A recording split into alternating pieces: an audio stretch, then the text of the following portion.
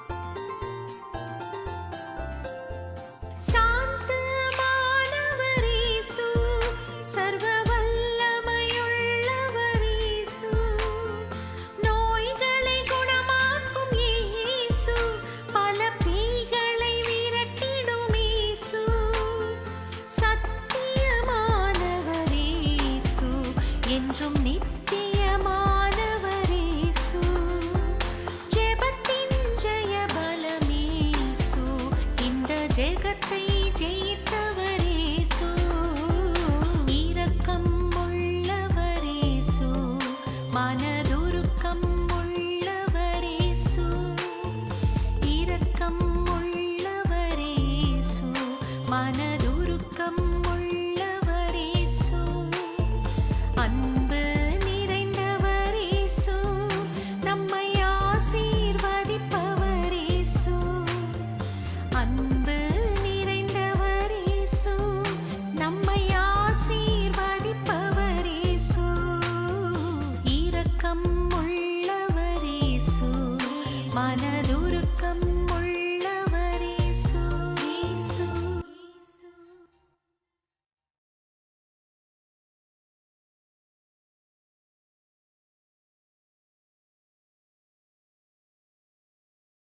நிறைய காரியங்களை நீங்கள் கற்றுக்கொள்ளும் போது தான் நமக்கு என்ன பண்ணுது? இப்போ விசுவாசம், கிரியை, அல்லேலூயா. இப்போ விசுவாசமும் கிரியும் ஒன்றா சேர்ந்தால் அவங்க நீதிமானாக மாறுறாங்க. நீதிமானாக மாறினா ஆபிரகாம் ஈசாக்கு பிறப்பதற்காக என்ன பண்ணான்? ஆண்டவரை விசுவாசித்தான், ஒரு பிள்ளை உருவாகிறதுக்காக. ஆனால் அந்த பிள்ளையை பலி கொடுக்கணுன்னா அது கிரியினால் செய்தான், அல்லேலூயா. ஏன்னா கத்தி எடுத்து என்ன பண்ணிட்டான் அவன்? அந்த இடத்துல போய் ஆண்டவரே எப்படியாவது நீங்கள் என்ன பண்ணுங்கள், நீங்கள் தானே கொடுத்தீங்க ஆண்டவர், பிள்ளையா ஏன் எடுத்துக்கிறீங்க அப்படின்னு சொல்லி என்ன பண்ணான்னா பலிபடுத்தலை. கர்த்தர் பார்த்து கொள்வார் அப்படின்னு சொல்லிட்டு போகிறான், அல்லேலூயா. அப்போ பலிபடுத்து மேலே ஈசாக்கை வைத்து பலி செலுத்தும் போது கத்தியை ஓங்கும் போது ஆண்டவர் அப்போ தான் நிறுத்துறாரு, அல்லேலூயா. அதுக்கு பிறகு கிரியை.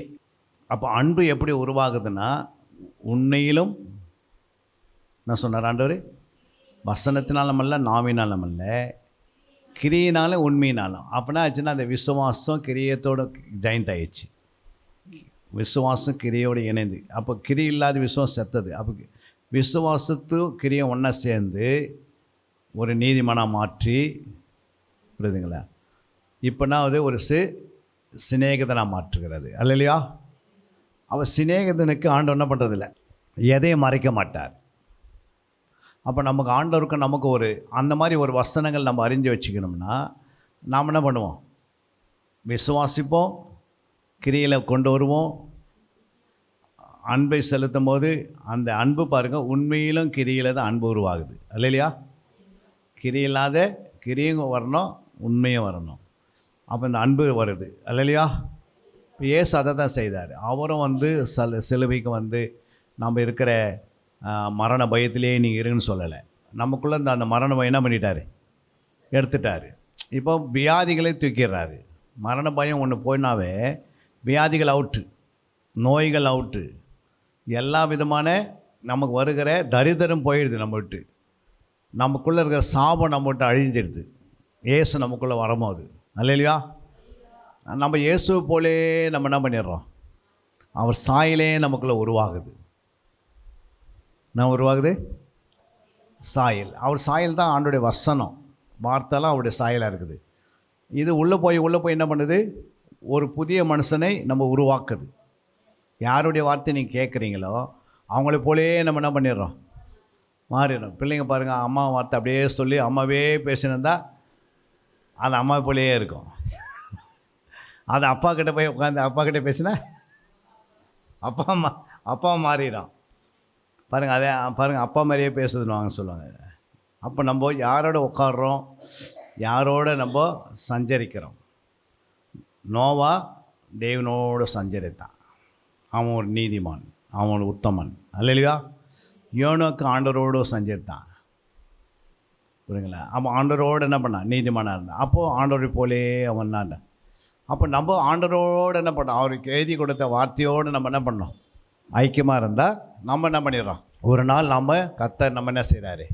அவருடைய சாயல் நம்மளுக்கு கொண்டு வராரு, அல்லேலூயா. அடுத்த வசனத்தை நம்ம வாசிக்க போகிறோம். அங்கே சொல்லப்பட்டிருக்கிறது மத்தேயு 25:21.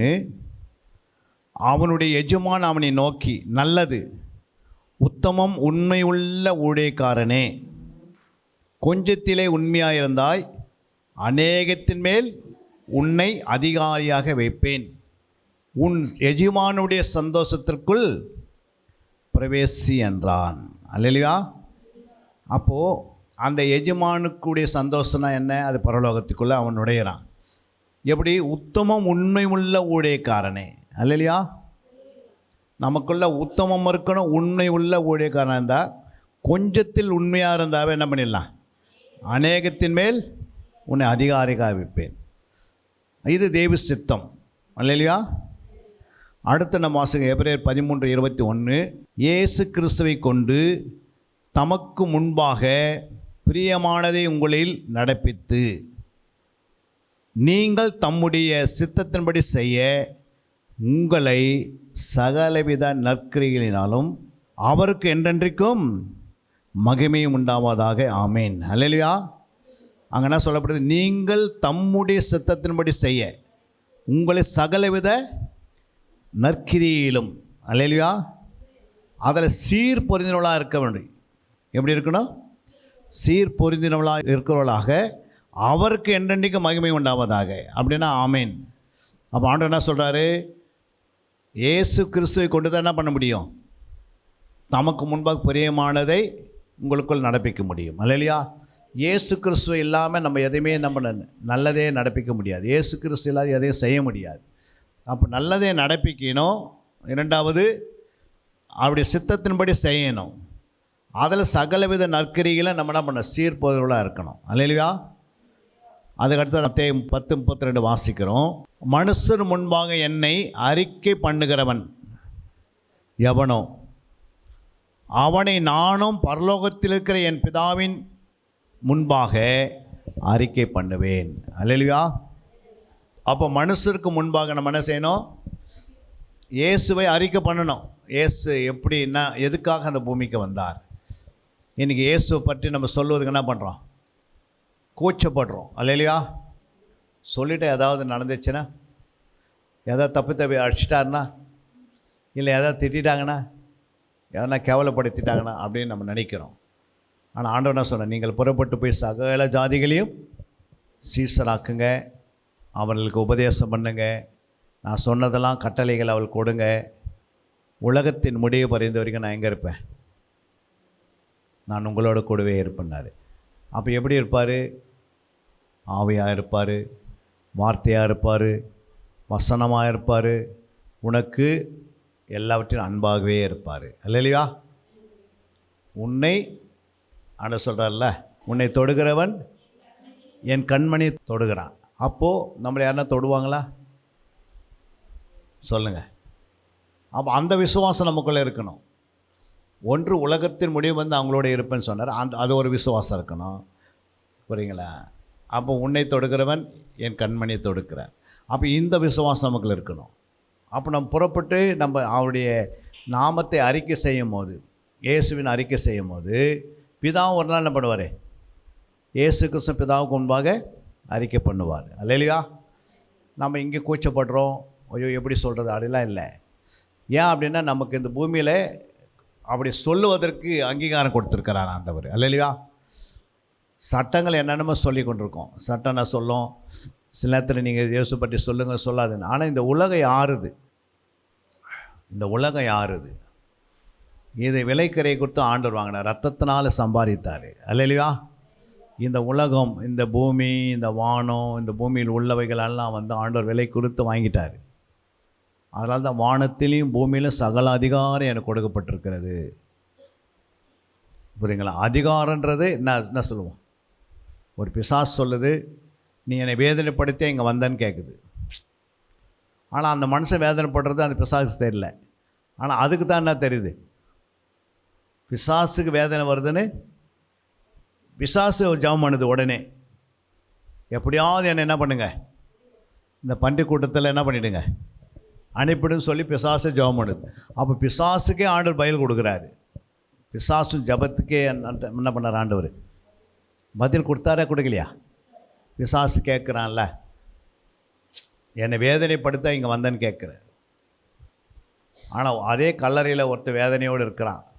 அந்த தாய் அந்த ஒரு பிள்ளையை பெற்று எடுத்து நல்லா அதை படிக்க வச்சு, அது பெரிய வேலையை வாங்கி கொடுத்து, அதுக்கு ஒரு திருமணமாகி, அந்த பிள்ளைக்கு அந்த பங்கனுக்கு பிள்ளை பெற்றால் அது எனக்கு பேரனா ஆகும், நான் சந்தோஷப்படணும், இப்படி நான் பெற்றவங்க நினச்சிருப்பான்னு நினச்சிட மாட்டாங்களே. இன்றைக்கி அது எங்கே இருக்குது? அந்த பிள்ளை எங்கே இருக்குது? கல்லறையில் இருக்குது.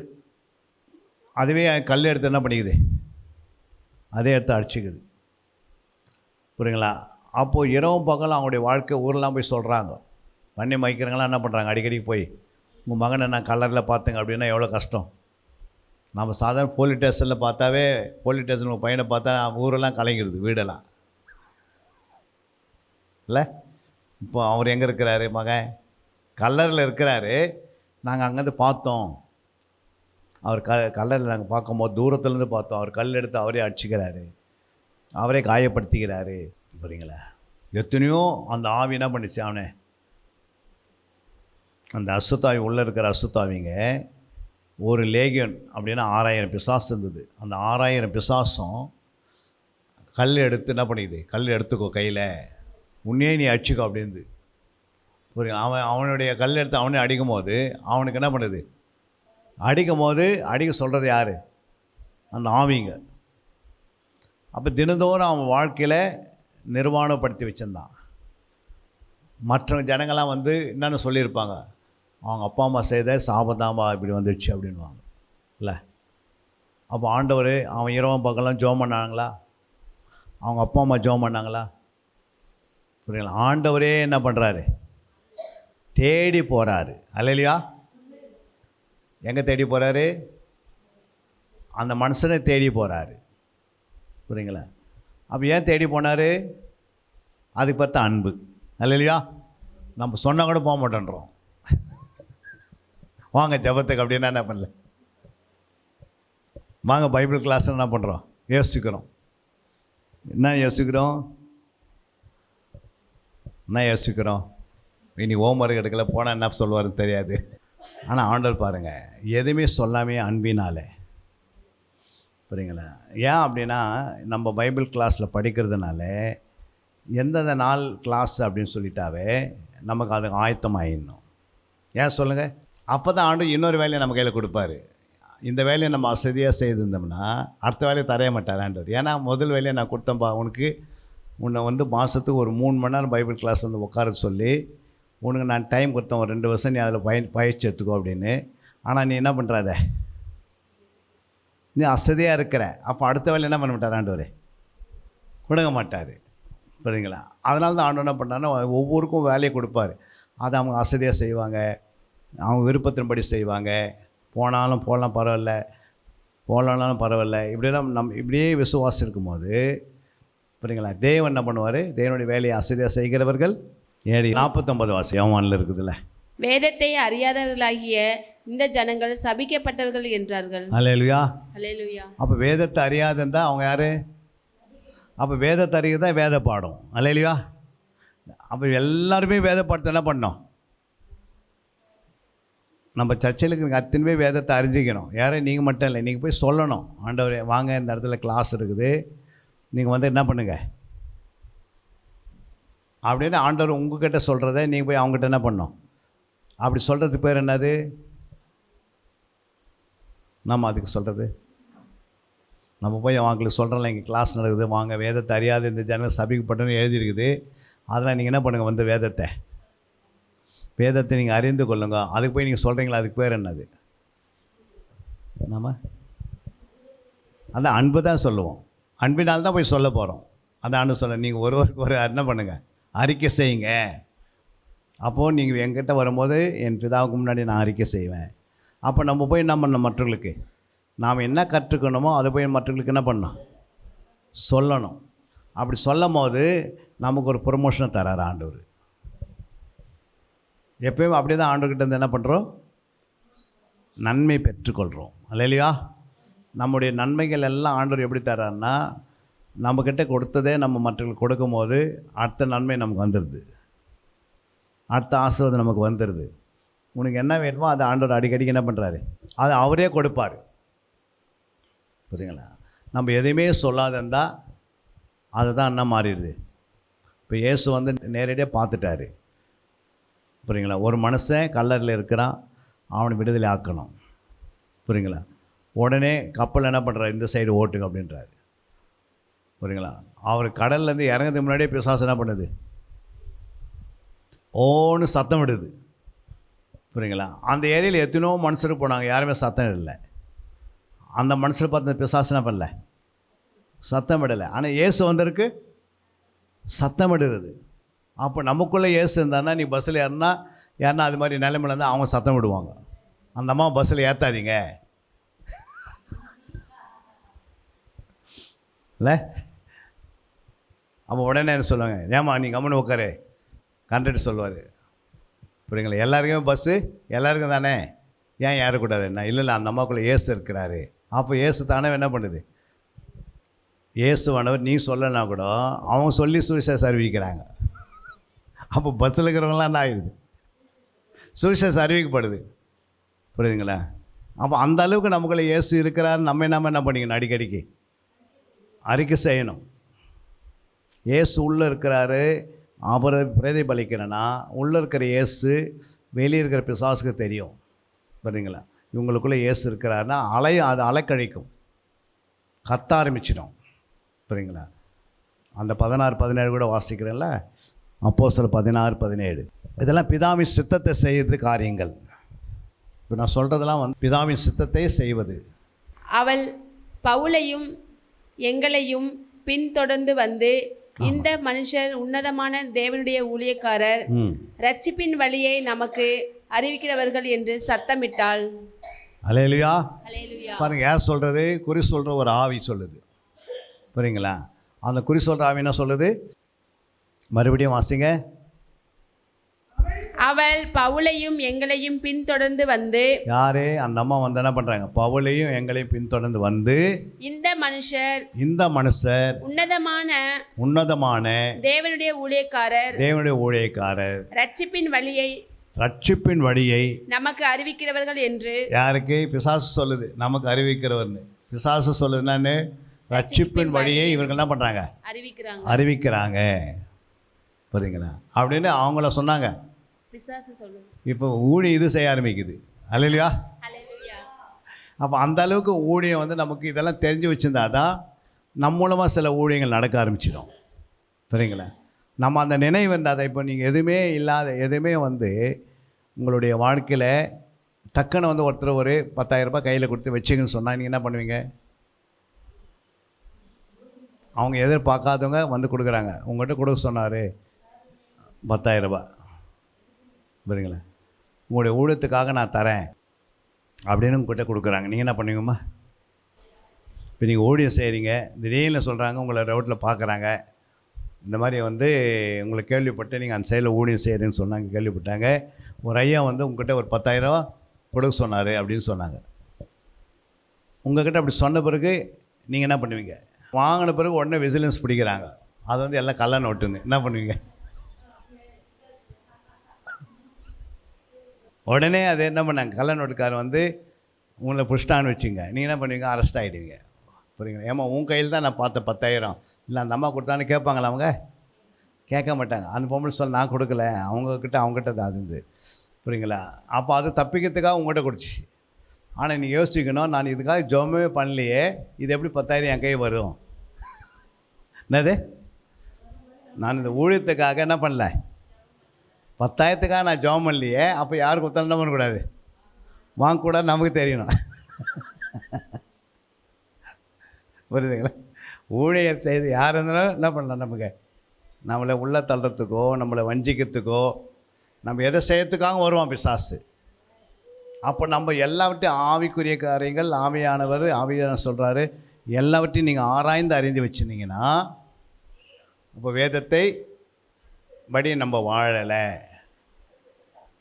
வேதத்தை நம்ம என்ன செய்யலை, அசதியாக படிக்கிறோம், அசதியாக வேலைக்கு வரோம், அவருடைய வேலையை அசதியாக செய்தால் அது என்ன குறியுது?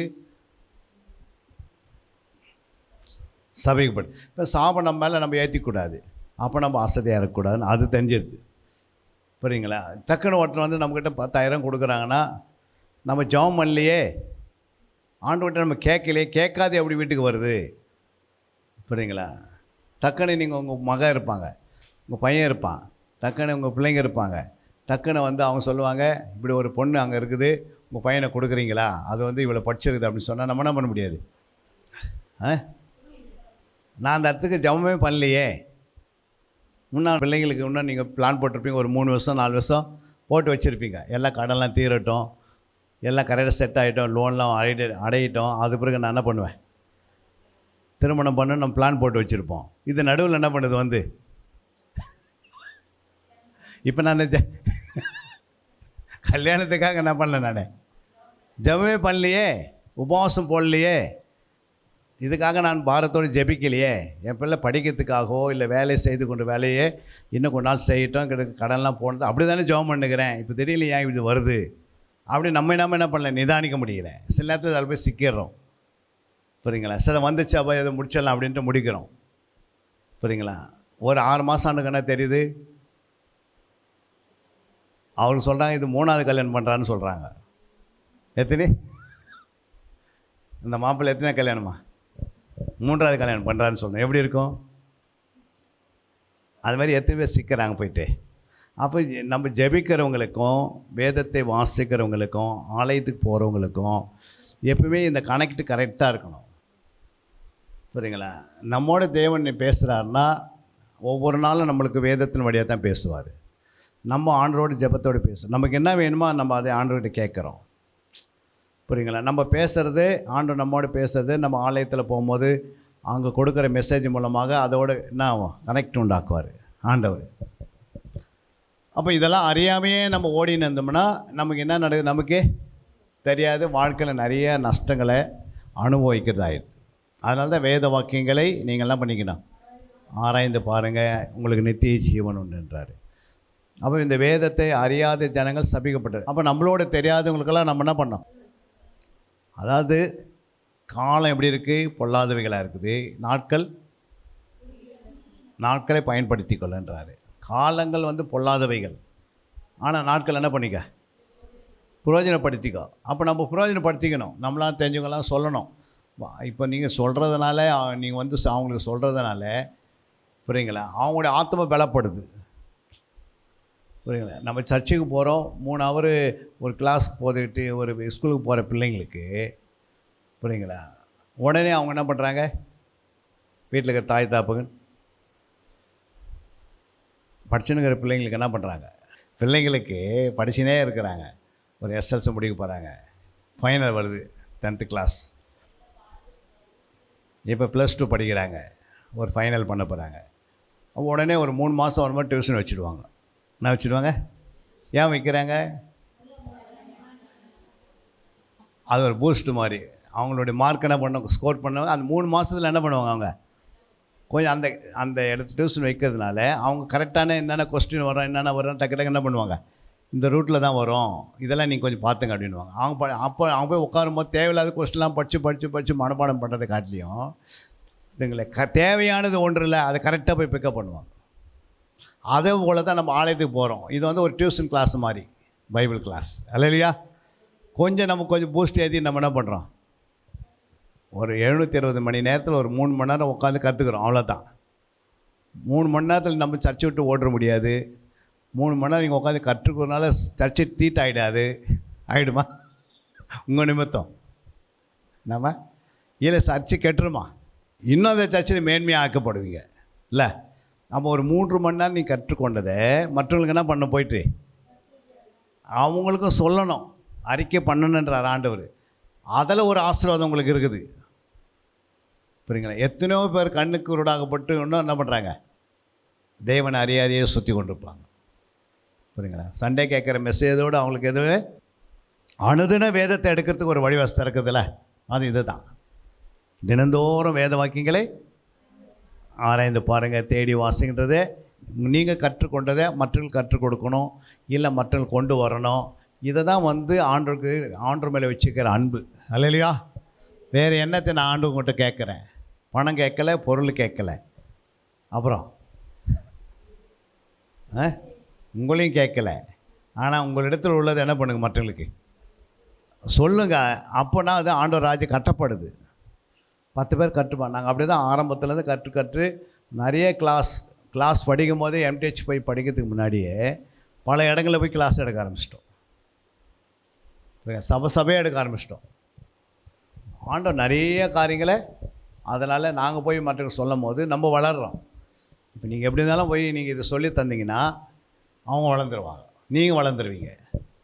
நீங்கள் சொன்னதை அப்படியே வச்சுட்டு அடுத்த மாதம் வந்தீங்கன்னா நான் அது வளர்ச்சி இருக்காது, அந்த விடுதலை இல்லாத வாழ்க்கை வாழ்வீங்க. சொர்க்கரகரத்தை இறைக்கும் நம்ம.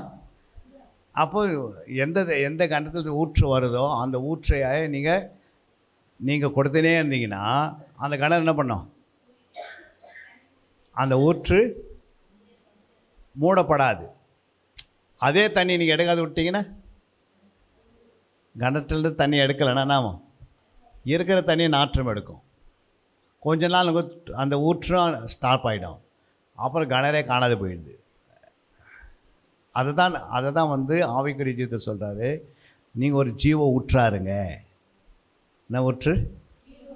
ஆமாம், என்னிடத்துல புறப்பட்ட அந்த அம்மாவுக்கு போய் சொல்கிறாங்க, சமாரிய ஸ்திரீக்கு அந்த அம்மா என்ன பண்ண ஊரே களை கட்டுன்னு வந்துடுறாங்க.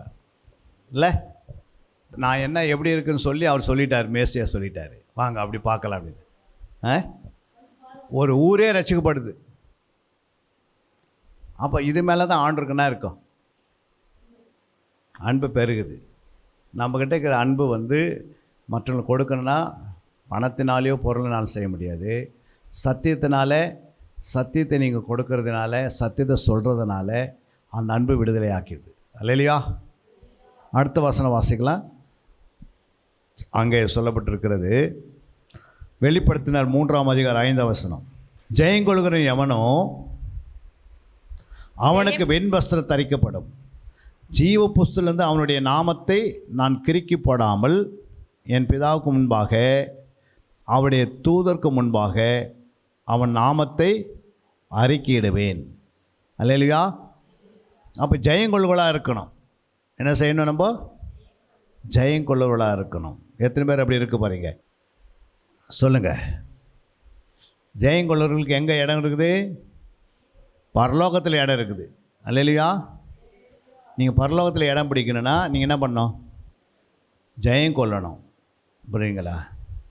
மத்தேயு 18:3 நீங்கள் மனம் திரும்பி பிள்ளையைப் போல் ஆகாவிட்டால் பரலோகத்தில் பிரவேசிக்க மாட்டீர்கள் என்று மெய்யாகவே உங்களுக்கு சொல்லுகிறேன். அப்போ நம்ம மனம் திரும்பிட்டால் எப்படி மாறணும்? பிள்ளைகளைப் போல் ஆகாவிட்டால், பிள்ளைகள் போல் நம்ம ஆகலைன்னா என்ன பண்ண முடியாது? பரலோக ராஜ்யத்தில் பிரவேசிக்க முடியாது. அப்போ பிள்ளைகளைப் போல் என்ன பண்ணோம்? நம்ம பிள்ளைகள்லாம் என்ன அர்த்தம்? பிள்ளைகள் உள்ள எப்படி இருக்கும்? கொஞ்ச நேரம் இப்போ சண்டை போட்டால் கூட ஒன்று என்ன பண்ணிக்குது? கூடிப்பாங்க.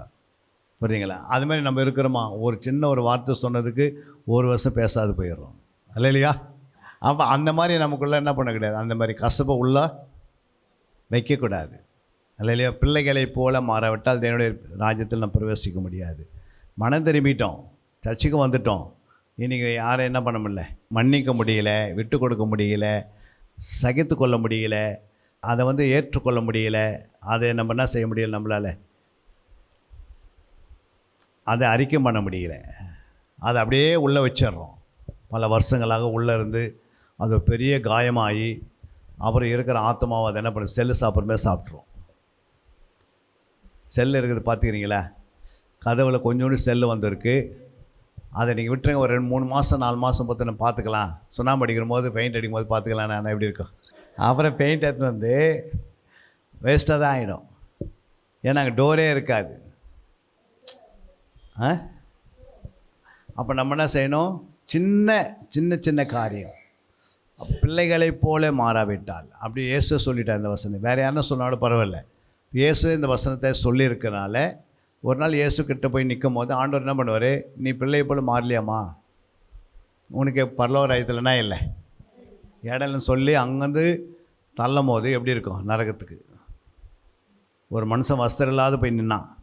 அப்போ ஆண்டவர் கேட்டார், கல்யாண வஸ்திரம் எங்கே இவனுக்கு கேளுங்க அப்படின்னாங்க. அவன் பேசாத அமைதியாக இருந்தான். அப்போ ஆண்டவர் சொன்னார், கையும் காலம் பிடிச்சி என்ன பண்ணுங்க இவனே எகிரி அண்ணன். அப்போ மேலே போய் கீழே விழுந்த காட்டிலும் நம்ம இங்கேருந்தே எப்படியே விழுந்துருது நல்லது.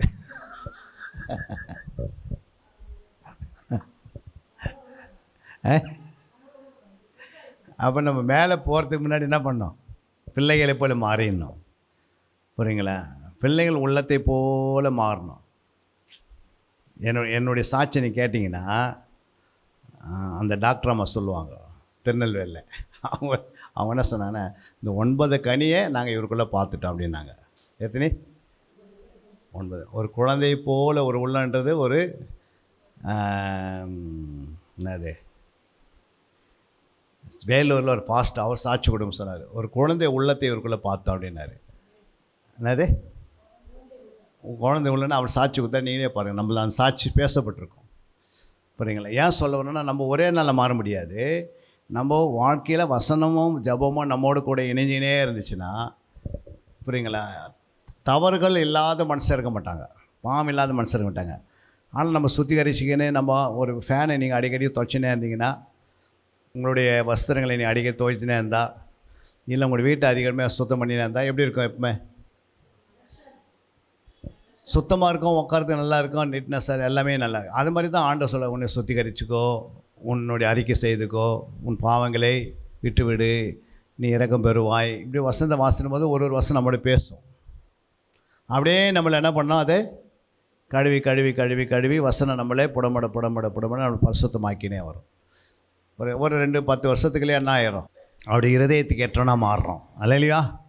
கொஞ்சம் கொஞ்சமாக ஆண்டோடைய இருதயத்துக்கு ஏற்ற மாதிரி நம்ம மாறி என்ன செய்கிறோம், முழு ஆண்டவரையும் நம்ம பார்க்குற அளவுக்கு ஆயிடுறோம்.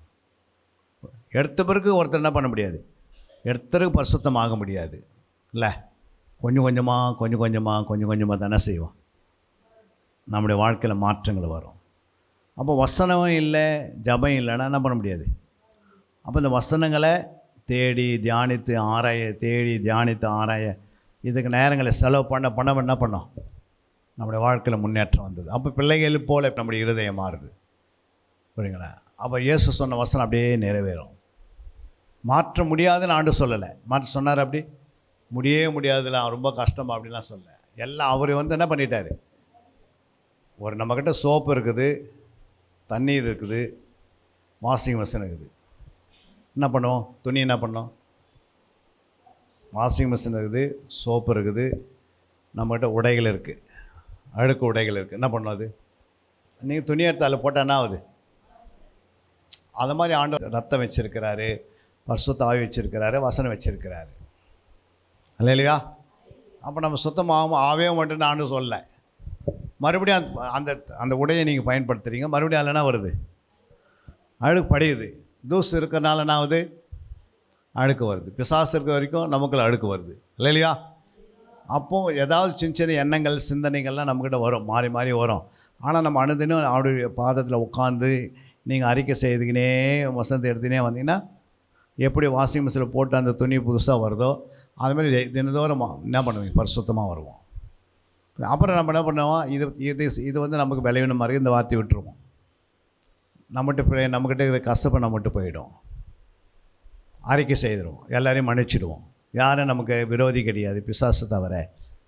அப்படி நமக்கே என்ன பண்ணுது, அந்த தாட்ஸுக்கு வந்துடுறோம்.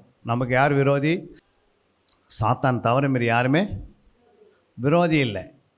இது எல்லாமே நமக்கு யார்,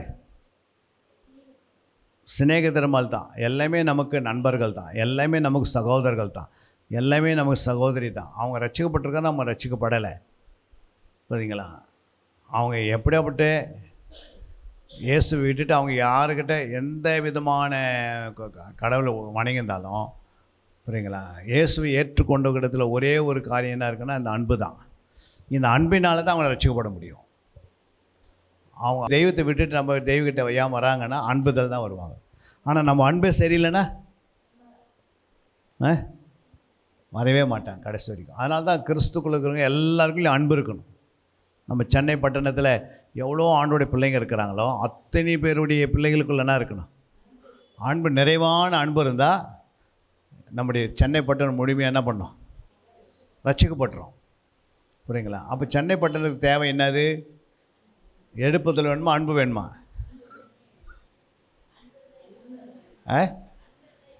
அன்பு இருந்தாவே எழுப்புதல் என்ன பண்ணும், வரும். அன்பே இல்லாதவங்கிட்ட எழுப்புதல் வந்து என்ன பிரயோஜனம் இல்லை. எழுப்புதல் ஆவி வேணும்னு. எழுப்புதல் ஆவி எதுக்கு? அன்பு இல்லாத எழுப்புதல் ஆவி வந்துடுச்சுன்னு வச்சுக்க என்ன பண்ண முடியாது. ஜனங்க ரட்சிக்கப்படுவாங்க, ஆனால் குணம் மாறாதே, குணம் மாற. அப்போ அன்பினாலே எழுப்புதல் வந்துச்சுன்னா, எல்லாருக்குள்ளே கனி இருந்துச்சுன்னா, இப்போ மாம்சமான யாவர் மேலே ஊற்றுவேன் அப்படின்னா யார் மேலே ஊற்றுவார்? நம்ம பாவி மேலே ஊற்ற மாட்டார். ஏன்னா பாவத்து மேலே ஊற்றினா என்ன ஆகும், இல்லை பரிசுத்தவானுக்கு மேலே ஊற்றுனா முக்கியம். பாவி மேலே என்ன பண்ண மாட்டார் ஆண்டவர், ஊற்ற மாட்டார். 120 பேர் இருந்தாங்க, 120 பேர் தான் ஊற்றினார். மீறி யார் பேரில் என்ன பண்ணல, ஊற்றலையே. அப்போ அவங்க எல்லாம் எப்படி இருந்தாங்க, 120 பேர் எப்படி இருந்தாங்க, பரிசுத்தமாக இருந்தாலும் ஊற்றினார். அப்போ ஆவி யார் மேலே ஊற்றப்படும்? இப்போ நான் கொள்ளடிக்கிறேன்னு வச்சுங்க, என் மேலே ஆவியான ஊற்றினா என்ன ஆகும்? ஏற்கனவே நான் கொள்ளடிச்சிருந்தேன் பாருங்க, 10 லட்சம் கொள்ளடிச்சிருந்தேன், இப்போ 20 லட்சம் கொள்ளடிப்பேன். ஏன் அப்படின்னா அந்த ஆவி என்ன பண்ண, பெருக்கத்தை உண்டாக்கும். நான் திருடன்னா என்னாகும், என் மேலே நானும் சர்ச்சில் உட்காந்துக்கிறேன், என் மேலே ஊற்றினாலும் நான் அதிகமாக திருட ஆரம்பிச்சிடுவேன். அவங்கம்மா ஆகாதா? இப்போ அபிஷேகம் வந்து என் மேலே ஊற்றுனா நான் திருடுற இது குணம் வந்து அழியணுமா இல்லை வளரணுமா? அடிக்கிற வேலை யாருடையது? இல்லைம்மா, இப்போது தாவீது மேலே அபிஷேகம் இருந்தது, புரியுங்களா? அபிஷேகம் இருக்கும்போது அவன் விபச்சாரம் பண்ணானா பண்ணலையா? ஏன் பண்ணான்? அதே சவுல் மேலே அபிஷேகம் இருந்தது, அவனை பண்ணான். நம்ம அபிஷேகம் சவுல் மேலே இருந்தது, சவுல் ராஜா மேலே. அவனை பண்ணால் ஆண்டவர் தலைப்பிள்ளைங்களையும் எல்லாத்தையும் நீங்கள் கொன்னுடு அப்படின்னாரு. அவனை பண்ணால் நல்லதெல்லாம் எடுத்துக்கின்னு சொத்தையானதான் கொண்டான். அவன் மேலே ஒரு அபிஷேகம் இருந்தது. ஏன் சிம்சோன் மேலே ஒரு அபிஷேகம் இருந்தது, என்ன செய்தான்? தெலீலால் என்ற ஒரு விபச்சாரிக்கிட்ட போய் என்ன பண்ணான்? ஐக்கியம் வச்சுக்கினான். சிங்கத்தை அடித்தான், வல்லம் வந்தது, ஆனால் தெலீலால்கிட்ட போய் மாட்டிக்கினான். அல்லையா? தாவீது கோலியாத்தை அடிச்சு முறிஞ்சு அடித்தான், புரியுங்களா? ஆனால் யார்கிட்ட போய் மாட்டிக்கினான்? தாவீது பட்சபிள்கிட்ட போய் என்ன பண்ணான்? பட்சபிள்கிட்ட போய் மாட்டிக்கினான். சிம்சோனு சிங்கத்தை அடித்தான். சவுல் பாருங்கள், போய் எல்லாத்தையும் ஜெயம் எடுத்தா கூட யார்கிட்ட போய் மாட்டிக்கினான்? பொருளாதார இடத்துல போய் மாட்டிக்கினான். அல்லையா? அபிஷேகம் இருந்தது, புரியுங்களா? அபிஷேகம் வந்து என்ன செய்யணும்? பாவத்தை உணர்த்தும். என்னது? ஆவியானு மேலே ஊற்றினான்னா என்ன பண்ணுவார்? உனக்குள்ள இருக்கிற பாவம் என்னன்னு சொல்லி தருவார். அது எடுக்கிறது இயேசு. அதனால தான் ஆக்கல், அடித்தல், காத்தல். என்னது? ஆக்கல், அடித்தல், காத்தல் அப்படின்னா என்ன?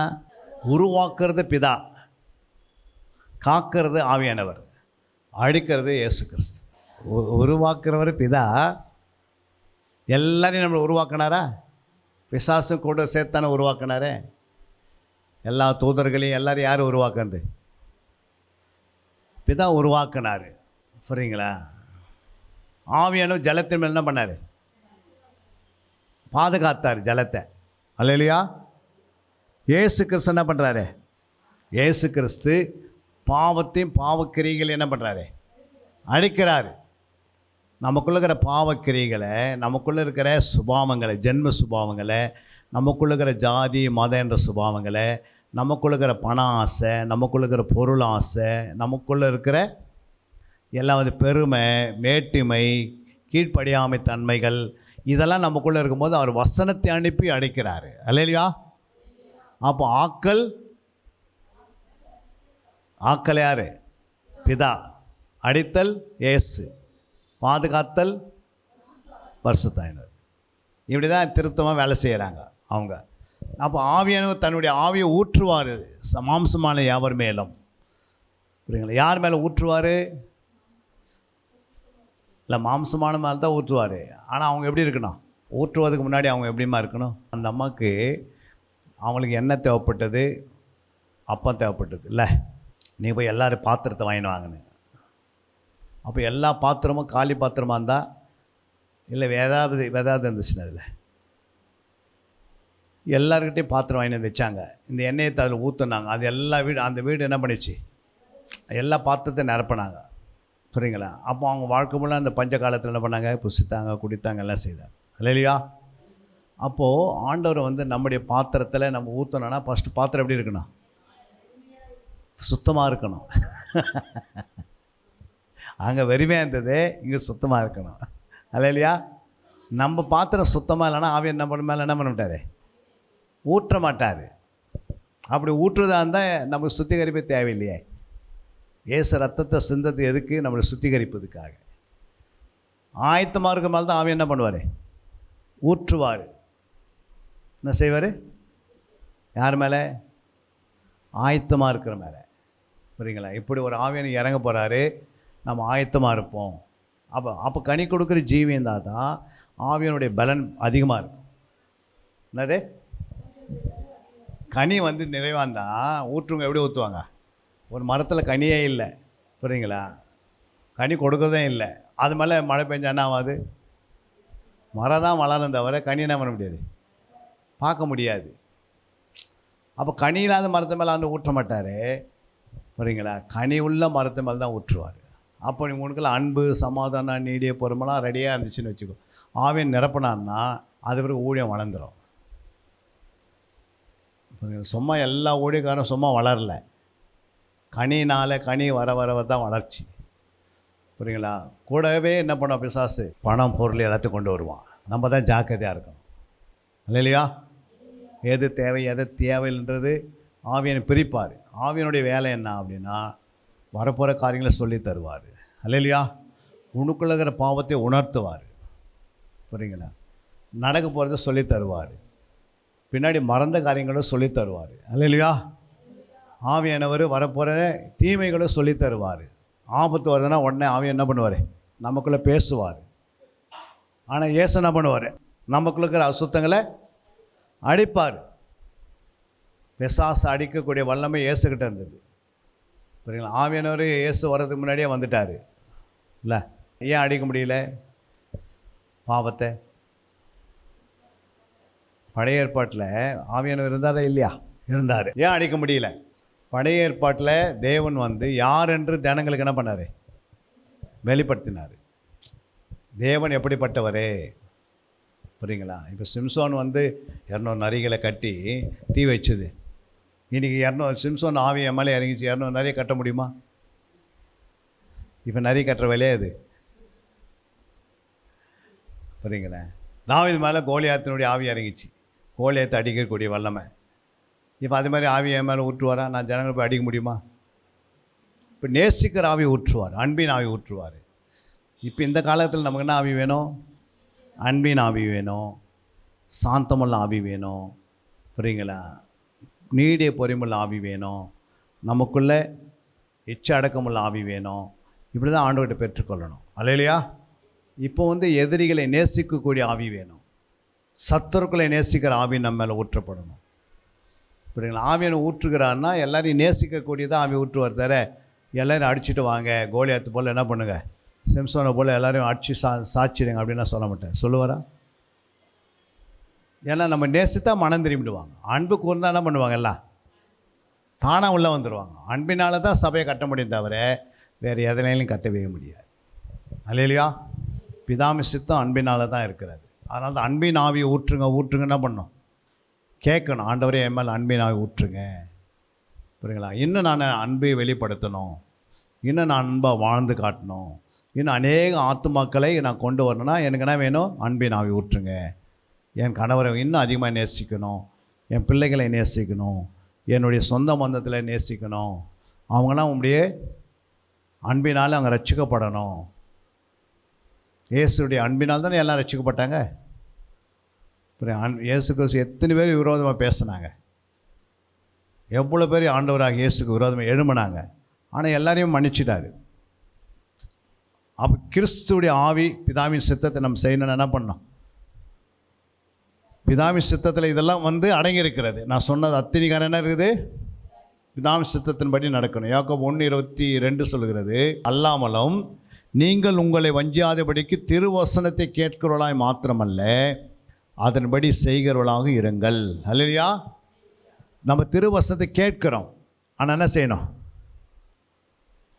திருவசனத்தை கேட்கிறவர்களாக இருக்க மட்டும் இல்லை, அதன்படி செய்கிறவர்களாய் காணப்பட வேண்டும். அல்லேலூயா? அதே மத்தேயு 12:50 சொல்கிறது, பரலோகத்திற்கு என் பிதாவின் சித்தத்தின்படி செய்கிறவன் எவனோ அவன் எனக்கு சகோதரனும் சகோதரியும் தாயுமாய் இருக்கிறான். அல்லேலூயா? அப்போ நம்ம ஆண்டவருக்கு என்ன மாறிடுறோம், பிதாவின் சித்தத்தின்படி செய்தால் நம்ம ஆண்டவருக்கு என்ன மாறுறோம், சகோதரி சகோதரர்கள் தாயாக மாறுறோம். அல்லேலூயா? அதே இன்னொரு வசனத்தை நம்ம வாசிக்கும் போது கொலோசியர் 4:12, எப்பாப்பராவும் உங்களுக்கு வாழ்த்து சொல்லுகிறான், உங்களை சேர்ந்தவனும் கிறிஸ்துவின் ஊழியக்காரனும் இவன், நீங்கள் தேவனுக்கு சித்தமான எல்லாவற்றிலும் தேறியவளாகவும் பூரண நிச்சயமுள்ளவளாகவும் நிலை நிற்க வேண்டும் என்று தன் ஜெபங்களில் உங்களுக்காக எப்போதும் போராடுகிறான். அல்லேலூயா? அப்போது தேவனுக்கு சித்தமான எல்லாவற்றிலும் நம்ம செய்யணும். நம்ம எப்படி இருக்கணும், தேறியவளாக இருக்கணும். அதுக்கு நம்ம போராடி ஜெபிக்கணும். அல்லேலூயா? அதே நீங்கள் மத்தேயு 18:10 இந்த சிறியரில் ஒருவனை அற்பமாக எண்ணாதபடிக்கு எச்சரிக்கையாக இருங்கள், அவர்களுக்குரிய தேவதூதர்கள் பரலோகத்தில் என் பரமபிதாவின் சமூகத்தை எப்போதும் தரிசிக்கிறார்கள் என்று உங்களுக்கு சொல்லுகிறேன். அப்போ சிறியெல்லாம் யார்? சீசர்கள்லாம் சிறியர்கள். அல்லேலூயா. சீசர்கள், ஏழை எளியவர்கள், திக்கட்டு ஒடுக்கப்பட்ட கூட நம்ம என்ன பண்ணக்கூடாது? அற்பமாக நினைக்கக்கூடாது. யாரையுமே என்ன பண்ணக்கூடாது? யாரையுமே அற்பமாக யோசிக்கக்கூடாது, அற்பமாக நினைக்கக்கூடாது. ஏன்னா அவங்களுக்காக என்ன பண்ணுறாங்க? தூதர்கள் தேவனுடைய சமூகத்தை போய் பார்த்துட்டு வராங்க. இப்போ போகிறீங்களா? அப்போ ஆண்டவர் கேட்பார், இப்படிலாம் இத்தனை பேர் அற்பமாக நினைக்கிறாங்க, ஊழியக்கார, ஏழை எளியவர்களை, திக்கற்றவர்களை, இல்லை சீசர்களை, இல்லை ஊழியர்களை, யாரையுமே நம்ம என்ன பண்ணக்கூடாது? யாரையும் நம்ம என்ன செய்யக்கூடாது? அற்பமாக எண்ணக்கூடாது. அல்லையா? ஏன்னா அது ஒரு பாவமாக மாறிடக்கூடாது. ஏன்னா அவங்க தேவ தூதர்கிட்ட போகிறாங்க, ஆண்டுகிட்ட போய் நிற்கிறாங்க, சமூகத்தை நாடுறாங்க. அப்போ அவர் கேட்பாங்க, இந்த மாதிரி வந்து இந்த ஏரியாவில் இத்தனை பேர் என்ன பண்ணுறாங்க?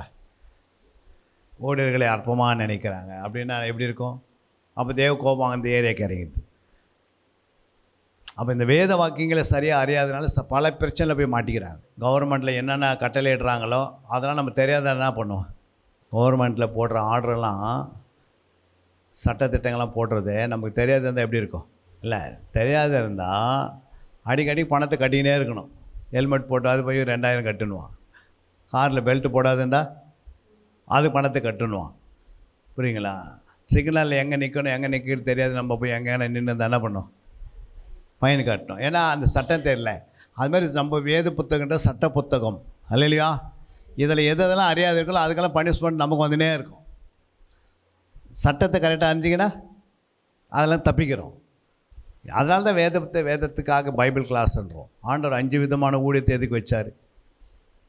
அப்போல்லாம் கிளாஸில் போனீங்கன்னா இயேசுக்கு சுவரத்துக்கு முன்னாடி கிளாஸ் எப்படி இருக்குன்னா ஒரே டீச்சர் தான் நடத்துவாங்க. எதே ஒரு கிளாஸில் எத்தனை பேர் நடத்துவாங்க? காலையில் 8 மணிக்கு அவங்க கிளாஸ் டீச்சர் போனாங்கன்னா சாயந்தரம் 5 மணிக்கும் அது ஒரு டீச்சர் தான் நடத்துவாங்க. இப்போ எத்தனை பேர் வராங்க ஒரு டீச்சர் கிளாஸ்க்கு? 5 பேரும் வராங்க. ஏன் வராங்க 5 பேர்? 5 சப்ஜெக்ட் இருக்குது, இல்லை 5 புத்தகம் இருக்குது. இப்போ ஒரு பைபிள் தான், ஆனால் எத்தனை பேர் வச்சுக்கிறார் ஆண்டு போதிக்கிறதுக்கு? 5 பேர் வச்சுருக்கிறாரு. ஆனால் ஒரு சர்ச்சில் ஒரே மேய்ப்பன் பண்ண கடைசி வரைக்கும் சொல்லியிருந்தா என்ன வருது? ஒரே மேய்ப்பர் வாரம் வாரம் அவரே நடத்தியிருந்தா நான் சர்ச்சு. அப்போ அந்த 5 பேர் உள்ளே வரல அப்படின்னா, ஒரு சர்ச்சில் வரல அப்படின்னா, அந்த சர்ச்சில் பல விதமான தப்புக்கு தவறுக்குன்னா இருக்குது, தவறு செய்யறதுக்கு இடம் இருக்குது. புரியுங்களா? ஒரு கிளாஸில் 5 டீச்சர் வந்து போகலை அப்படின்னா அது ஒரு சப்ஜெக்ட் என்ன ஆகிடும்? ஒரு டீச்சர் வரவே இல்லை, ஸ்டேஜ் ஜாகிரபிக்கு வரல, கடைசி வரைக்கும் வர பண்ணுறாங்க, முழு ஆண்டு வரைக்கும். எப்படி இருக்கும் அது? பிள்ளை இல்லை ஃபெயில் ஆகிடும் அந்த சப்ஜெக்டு. புரியுங்களா? அது மாதிரி வந்து ஒரு ஆலயத்துக்குள்ளே ஆண்டவர் சொன்னார், இந்த 5 ஊழியர்களும் ஆலயத்தில் தான் உருவாகணும். ஆலயத்தில் உருவாகி பல இடத்துக்கு போகப்படுது. அப்போ இந்த ஆலயத்தில் 5 விதமான ஊழியர்கள் இருக்கணும். அவங்க 5 பேர் பேசும்போது மேய்ப்பன் மேலே கண்காணின் ஆவி இருக்கும். இல்லையா? அது எப்படி கண்காணியின் குறித்தே பேசும். தீர்க்க தரிசன ஆவி ஒருத்தர் மேலே இருந்தால் அது தீர்க்க தரிசனை பற்றி பேசும். புரியுங்களா? ஒருத்தர் மேலே போதிக்கிற ஆவி இருந்தால் அது வந்து கற்றுக் கொடுக்குற ஆவியாக பேசும். இல்லையா? ஒருத்தருக்குள்ளே அப்போஸ்தலர் இருந்தால் அப்போஸ்தலர் குறித்து ஊழியங்களை குறித்து பேசும். விசாரமாக எப்படி ஊழியம் செய்யணும். சுவிசேஷனுடைய இருந்தால் சுவிசேஷத்தை போய் நீங்கள் எப்படி விதைக்கணும் கொடுத்து அது பேசும். எல்லாமே கற்றுத்தரும். புரியுங்களா? அப்போ அந்த சபையில் வளர்ச்சி அதிகமாக வருது. அந்த சர்ச்சில் நிறைய ஊழியர்களை எழுப்புகிறார் ஆண்டவர். ஒரே ஒரு மேய்ப்பர் வச்சுக்கின்னு கடைசி வரைக்கும் அவருக்கு இந்த வசனம் தான் வாசிக்காமல், இந்த மாதிரி ஒரு வேதத்தில் 5 ஊழியங்கிறதுன்னு தெரியாமல், யாரையும் சர்ச்சுக்கு கூப்பிடாமல் அவர் மட்டும் நடத்திக்கினே இருந்தார்னா சபைனாவும் வளர்ச்சி குறைஞ்சிடும். ஆண்டோடைய ராஜ்யம் கட்டப்படாத சபையில் தேவனுடைய ராஜ்யத்துக்கு யாரையும் எழுப்ப முடியாது. புரியுங்களா? கட்சியில் அவர் மறிச்சிட்டு போயிட்டு பிறகு அந்த சபை சின்ன பணமாக மாறிடும். அதனால தான் ஆண்டவர் சொல்கிறாரு. இப்போ அடுத்தது நம்ம வாசிக்கிறோம், பிதாவின் சித்தம் முடிஞ்ச பிறகு பிசாசின் சித்தம். ஒரு 2-3 வசனத்தை வாசித்து நம்ம முடிக்க போகிறோம். பிசாசு சித்தம் பார்த்திங்கன்னா தீத்து 1 அதிகாரம் 16 வசனம், அவர்கள் தேவனை அறிந்திருக்கிறோம் என்று அறிக்கை பண்ணுகிறார்கள், கிரிகளினாலோ அவரை மறுதலிக்கிறார்கள். அவர்கள் அருவருக்கப்படத்தக்கவர்களும் கீழ்ப்படியாதவர்களும் எந்த நற்களையும் செய்ய ஆகாதவனாக இருக்கிறார்கள். அல்லேலூயா. அப்போ என்ன பண்ணுறாங்க, இது ஒரு கூட்டம் என்ன பண்ணா, இது தீத்து 1:16 அவங்க தேவனை அறிந்திருக்கோம் என்று அறிக்கை பண்ணுகிறாங்க. ஆனால் கிரியினால் என்ன பண்ணுறாங்க, அவரை மறுதலிச்சிடுறாங்க. அதே மத்தேயு 19:24 சொல்லுகிறது, மேலும் ஐசுவரியவான் தேவனுடைய ராஜ்யத்தில் பிரவேசிப்பதை பார்க்கிலும் ஒட்டகமானது ஊசியின் காதிலே நுழைவது எளிதாயிருக்கும் என்று உங்களுக்கு சொல்லுகிறேன் என்றார். அல்லேலூயா. அப்போது ஆண்டவர் சொல்கிறார், ஐசுவரியவான் தேவனுடைய ராஜ்யத்தில் பிரவேசிப்பது பார்க்கிலும். 2 தீமோத்தேயு 3:5. தேவ பக்தியின் வேஷத்தை தரித்து அதன் பலனை மறந்தவர்களாய் இருப்பார்கள், இப்படிப்பட்டவர்களை நீ விட்டு விலகு. அப்போ ஆண்டவர் என்ன சொல்கிறாரு, தேவ பக்தி வேஷத்தை தரித்து அதன் பலனை மறுதலிக்கிறவர்களாகவும் இருப்பார்கள், இப்படிப்பட்டவர்களை நீ விட்டு விலகு. இது பிசாசனுடைய சித்தம் செய்வது. அதே மனுஷனுடைய சித்தம் பாருங்கள், ஆதியாகமம் 3:17 பின்பு அவர் ஆதாமை நோக்கி, நீ உன் மனைவியின் வார்த்தைக்கு செவி கொடுத்து புசிக்க வேண்டாம் என்று நான் உனக்கு விலக்கின விருட்சத்தின் கனியை புசித்தபடியினாலே பூமி உன் நிமித்தம் சபிக்கப்பட்டிருக்கு, நீ உயிரோடு இருக்க நாளெல்லாம் வருத்தத்தோடு அதன் பலனை புசிப்பாய். இது யாருடைய சித்தம்? மனுஷனுடைய சித்தம். அல்லேலூயா. 1 சாமுவேல் 15:9 சவுலும் ஜனங்களுக்கு ஆகாகும் ஆடு மாடுகளின் முதல் தரமானவைகளையும் 2ஆம் தரமானவைகளையும் ஆட்டுக்குட்டிகளையும் நலமான எல்லாவற்றையும் அடித்து போட மனதில்லாமல் தப்ப வைத்து அற்பமானவைகளையும் உதவாதவைகளுமான சகல வஸ்துக்களையும் முற்றிலும் அடித்து போட்டார்கள். அல்லேலூயா. அப்போ சவுலுக்குள்ள என்ன இருந்தது? சுயம் இருந்தது. என்ன பண்ணிட்டாம? அற்பமானவைகளை அழிச்சான், தவிர நல்லதெல்லாம் என்ன பண்ணிட்டான்? முதல் தரம் 2ஆவது தரம்லாம் அவனே எடுத்துக்கின்னு போயிட்டான். அல்லேலூயா. சில ஊழியக்காரர் கூட அப்படி தான் இருக்கிறாங்க சபையில். முதல் தரம் 2ஆவது தரம் அவங்க எடுத்துன்னு போயிடுவாங்க. 3ஆவதெல்லாம் யாருக்கு? உதவாதெல்லாம் இதெல்லாம் நாங்கள் போட்டுடலான்னுவாங்க. எல்லா ஊழியர்கள் அப்படி இல்லை. அதான் ஒட்டகமானது ஊசின் காதெல்லாம் அந்த காலகட்டத்தில் அந்த ஒட்டங்களுக்கு என்ன பண்ணுன்னா, அந்த அரண்மனைக்கு உள்ள ஒட்டகம் உள்ளே கட்டிட்டாங்கன்னா அது என்ன பண்ணுன்னா, அதுக்கு ஒரு சின்ன சின்ன கேப் வச்சுருப்பாங்க. அது என்ன பண்ண, கழுத்தை வெளியே காட்டும். என்னது? கழுத்தை மட்டும் வெளியே வச்சிடாம இதெல்லாம் சரியான உள்ளே இருக்கும். அந்த ஊசின் காற்றுல கூட ஒட்டகம் புகுந்தது. ஆனால் ஐஸ்வர்யம் என்ன பண்ண மாட்டாங்க, தேவனுடைய பரலோகத்தில் பிரவேசம் செய்து அரிதான காரியம். ஏன் அப்படின்னா, இந்த பணத்து மேலேயே அவங்களுக்கு என்ன இருக்கிறதுனால அது ஒன்றும் கொண்டு போகுது. அவங்களுக்கு என்னென்ன தலைமுறை சேர்த்து வைப்பாங்க. புரியுங்களா? இப்போ அவங்க மனம் திரும்பினா அதெல்லாம் விட மாட்டாங்க. புரியுதுங்களா? அதனால் ஐஸ்வர்யன்றது ஐஸ்வர்யன்றது யாருன்னா யூதனை தான் குறிக்குது. அது யூதல் தான் உலகத்திலே மிக ஐஸ்வர்யம் உள்ளது. லாசர்ன்றது நம்மை குறிக்கிறது. லாசர் யார்? லாசர்ன்றது புறஜாதி மக்கள், ஐஸ்வர்யன்றது யூதர்கள். புரியுங்களா? அப்போ தான் சொல்கிறார், ஐஸ்வர்யவான்கள் தேவனுடைய ராஜ்யத்தில். ஏன்னா அங்கே தானே இவங்க தானே வராங்க, எல்லாத்தையும் கொண்டு நான் எல்லா வேலையும் முடிச்சிட்டேன், எல்லாம் கொடுக்குறேன், நான் செய்வேன், என் ஆத்மாவுக்கு சேர்த்தெல்லாம் சேர்த்துட்டேன். அப்போ ஆண்டு சொல்லுங்க, உன் ஆத்மா வாழ்கிறது போல் நீ எல்லாவற்றையும் வாழ்ந்து சுகமாறுன்னு அங்கே சொல்கிறாரு. ஆனால் நீ உலகமெல்லாம் ஆதாயப்படுத்தி தன் ஆத்மா நஷ்டப்படுத்தினால் உனக்கு என்ன லாபம்? அப்போது உனக்கு ஆத்மா நீ என்ன பண்ணுற, ஆத்மா சேர்த்து வச்சு அதை விற்று என்ன பண்ண, ஏழைகளுக்கு ஒரு 40 ஆனாலும் என்ன பண்ண முடியல, கொடுக்க முடியல. ஏன் நான் ஏன் கொடுக்கணும் அப்படின்னு போயிட்டான். ஆனால் அவன் கொண்டு அவனே இல்லை, எதுவுமே நம்மளது கிடையாது. இந்த உலகத்தில் உள்ளவைலாம் யாருது? கர்த்தருடையது. புரியுங்களா? அதை ஒருத்தன் நம்ம 10 ஏக்கரா வச்சுருக்கிறான், 20 ஏக்கரா வச்சுக்கிறான், 30 ஏக்கரா வச்சு, அவனுக்கு தெரியாது எப்போ யார் ஆண்டு பிடுங்குவார்னு எப்போ தெரியும். பாவிகள் சேர்த்து வச்சது யாருக்கு? நீதிமான்கள் சொல்கிறாரு. புரியுங்களா? பாவிகள் எவ்வளோ தான் சேர்த்து வச்சாலும் அது யாருக்கு போய் சேர்ந்துடும்? நீதிமானுக்கு சேரும். 1000 விட சாட்சியில் எல்லாம் நம்ம கையில் தான் இருக்கும். அல்லேலூயா. ஒருவேளை இன்றைக்கி உங்களுக்கு வீடு இல்லாத இருக்கலாம், சரியான ஒரு பிளாட் இல்லாத இருக்கலாம். புரியுங்களா? உங்களுடைய தேவைகள் சந்திக்கப்படாது இருக்கலாம். ஆனால் 1000 விட சாட்சியில் எல்லாமே சந்திக்கப்பட்டுரும். எல்லாமே உனக்கு நடக்கிறது, எல்லாமே நம்ம கையில் தான் இருக்க போகுது. இந்த உலகம் இருக்கும், அப்போ இருக்கும். அக்னிக்காக வைக்கிற இந்த உலகம் ஒரு நாள் அக்னியில் அடிப்பார். ஆனால் அது எப்போ அடிப்பார்? 1000 வருஷம்லாம் முடிஞ்சால் தான். நியாயத்தீர்ப்புக்கு தான் எல்லாமே அடியும். அல்லையா? இப்போ பிசாசுக்கும் சித்தம் இருக்குது, மனுஷனுக்கும் சித்தம் இருக்குது. அப்போ மனுஷனுடைய சித்தம் பார்த்தீங்கன்னா அங்கே சொன்ன பாருங்கள், நீதிமொழிகள் 29:25 மனுஷனுக்கு பயப்பட பயம் கண்ணியை வரவிக்கும், கர்த்தரை நம்புகிறவனோ உயர்ந்த அடைக்கலத்தில் வைக்கப்படுவானா. அப்போ என்ன பண்ணக்கூடாது? மனுஷனுக்கு பயப்படக்கூடாது. அல்லையா? மனுஷன் என்ன பண்ணக்கூடாது?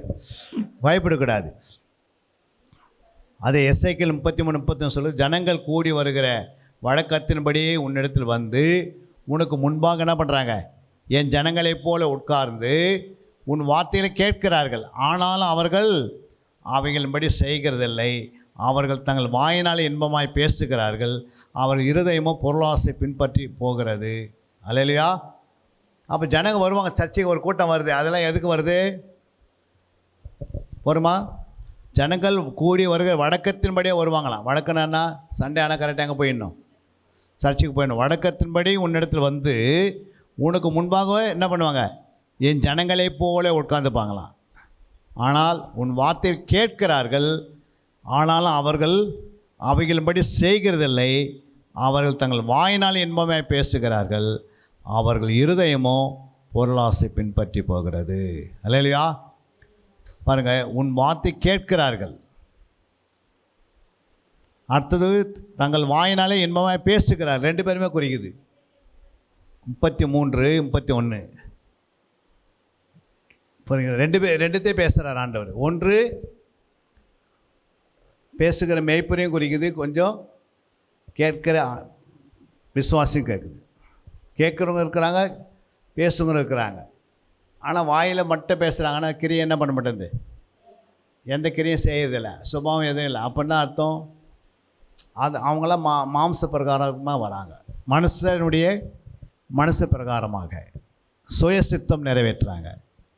அப்போ சபையிலேயே 3 சித்தம் இருக்குது. தேவ சித்தம் இருக்குது, பிசாசு சித்தம் இருக்குது, மனுஷ சித்தம். நம்ம யாருடைய சித்தத்தில் இருக்க நம்ம கண்டுபிடிக்கிறதுனா கண்டுபிடிச்சிடலாம் யார் எந்த சித்தத்தில் இருக்கிறாங்கன்னு. அல்லையா? அது 3மே நம்ம அறியாது இருந்தோம்னா நமக்கு தெரியும். சித்தம்னா நிறைய பேருக்கு நம்ம ஒரு சித்தம் தான் தெரியும், பிதாவின் சித்தம் தான் சொல்லுவோம். ஆனால் பிசாசுக்கு என்ன இருக்குது? அவனும் சித்தத்தை நிறைவேற்றுறான், பூமியில் ஆலயத்தில் நிறைவேற்றுறான். மனுஷனும் தன்னுடைய ஆலயத்தில் என்ன பண்ணுறான்? அவனுடைய சுபாவத்தில் அவன் சுயநலத்தோடு அவன் என்ன பண்ணுறான்? நான் சொல்கிறதாங்க செய்யணும், நீங்கள் ஆண்டவர் சொல்கிறது. அப்புறம் சொல்ல நான் சொல்கிறது இங்கே நடக்கும். அப்படிலாம் என்ன பண்ணாது? அதெல்லாம் வந்து அவங்க சித்தத்தை நிறைவேற்றுறாங்க. ஆனால் பிதாவின் சித்தம் அப்படி கிடையாது. ஆண்டவருக்கு சகோதரியாக தாயாக இருக்கணும், பிள்ளையாக மாறுறவங்க. பிள்ளை போல் அவங்க இருதயம் இருக்குதா? ஒரு மேய்ப்பன் எப்படி இருக்கணும்? பிள்ளையினுடைய இருதயத்தை போல், பிள்ளையை போல் மாறாவிட்டால் தேவனுடைய ராஜ்யத்தில். அப்போ மேய்ப்பனாக இருந்தாலும், பிஷப்பாக இருந்தாலும், இல்லை அவங்க பாஸ்டாக இருந்தாலும், இல்லை சுவிசேஷம் இருந்தாலும், அவங்க விசுவாசம் யாராக இருந்தாலும் பிள்ளைகளை போல் நம்ம மாறணும். அதான் ஆண்டவர் சித்தம். அதுதான் வேதத்தை கையில் கொடுத்தாரு. இல்லைங்க நான் எப்படி இருப்பேன்? நான் மேய்ப்பனாகவே இருப்பேன், நான் பாஸ்டாகவே இருப்பேன், இல்லை நான் அதெல்லாம் வந்து உனக்கு போஸ்ட்டு. ஆனால் எவ்வளோ பெரிய போஸ்ட்டு கொடுத்தாலும் எப்படி இருக்கணுமா? பிள்ளைகள் வந்து மாறணும். நான் போஸ்ட்டு வச்சு என்ன பண்ண போகிறோம் நம்ம? அல்லையா? போஸ்ட்டை பரலோகத்துக்கு வரப்போகுது. பிள்ளைகளை மாறினா பரலோகத்துக்கு பார்க்கலாம். நீ பிள்ளைய மாறாதே, நீ போஸ்ட்டு வச்சு நம்ம என்ன பண்ணுறது? போஸ்ட் இங்கே வேணும், இங்கே போஸ்ட்டுக்கு வேலை இருக்கும், ஆனால் பரலோகத்துக்கு போஸ்ட்டு அங்கே வேலையே கிடையாது. அப்போது ஆண்டவருக்கு எதை எதிர்பார்க்குறாரு? பிதாவின் சித்தன்றது நம்ம பிள்ளைகளைப் போல, சகோதரிகளைப் போல, சகோதரர்களைப் போல, தாயைப் போல. அப்புறம் சொல்லுங்கள், வேறு என்ன இருக்குது? வேறு என்ன சொன்னேன்? பிதாவின் சித்தம், சிநேகிதனை போல. அப்புறம் நிறைய காரியங்கள் எடுத்தோம்ல, பிதாவை குறித்து நிறைய எடுத்துட்டோம் இல்லை? இத்தனை சித்தங்கள் இருக்கிறது. பிசாசு சித்தம் பார்த்தோம், மனுஷோட சித்தமும் பார்த்தோம்.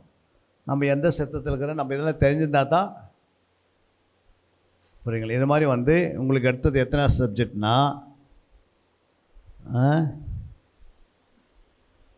48வது சப்ஜெக்ட் எடுத்தேன் இன்றைக்கி. எந்த இருக்குது 50 சப்ஜெக்ட் வச்சுருக்கிறேன், 52 சப்ஜெக்ட் சபைக்காக பேசுகிறேன்னு. அதில் ஒரு சித்தம் தான் என்னது? ஆமாம். இப்போ 50 சப்ஜெக்ட் எப்போ போதிக்கிறது? நம்ம இது மாதிரி நிறைய கற்று தேருவீங்க. புரியுங்களா? எல்லாம் 50 சப்ஜெக்ட் ரெடி பண்ணி வச்சுருக்கிறோம். ஊழியர்களுக்கு தனியாக ஊழியர்கள்லாம் எப்படி இருக்கணும், கணவன் மனைவி எல்லாத்துக்கும் சப்ஜெக்ட் தனித்தனி பிரித்து நிறைய சப்ஜெக்ட் வைக்கிறதுனால நிறைய இடத்துல என்ன பண்ணுறாரு ஆண்டவர் கொண்டு போகிறாரு. இல்லையா? அதாவது வெள்ளம் இருக்கிற இடத்துல வெள்ளம் ஒரு இடத்துல போட்டிங்கன்னா ஒரு விசுவாச வீட்டுக்கு போயிருந்தேன். அந்த விசுவாசம் சொன்னாங்க, இது மாதிரி எங்கள் வீட்டு ஃபுல்லாக எறும்பு இருக்குது, ஜோம் பண்ணுங்க அப்படின்னாரு. நான் சொன்னேன், சர்க்கரை வெள்ளை யானா இருக்குதான்னு கேட்டேன்.